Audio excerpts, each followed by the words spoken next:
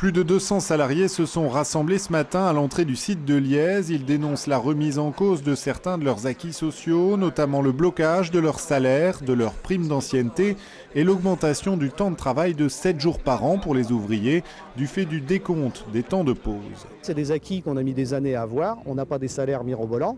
Pour exemple, on a des salariés qui sont à 9,80 € de l'heure et on leur explique qu'ils sont trop cher payés. Et l'ancienneté était la seule mesure qui faisait qu'ils arrivaient à avoir un petit peu plus à la fin de l'année. Et on ne gagne pas des 1000 et des 100 chez Lièze comme on aurait pu croire. La direction s'était fixée comme objectif de réduire la masse salariale d'1 million d'euros pour faire face à un contexte économique morose et à des prévisions de charges en demi-teinte.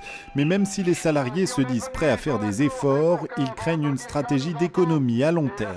Dans 6 mois, on va peut-être nous en remettre une autre couche en nous disant que la situation de l'entreprise est encore difficile. Et dans 1 an, encore une troisième couche.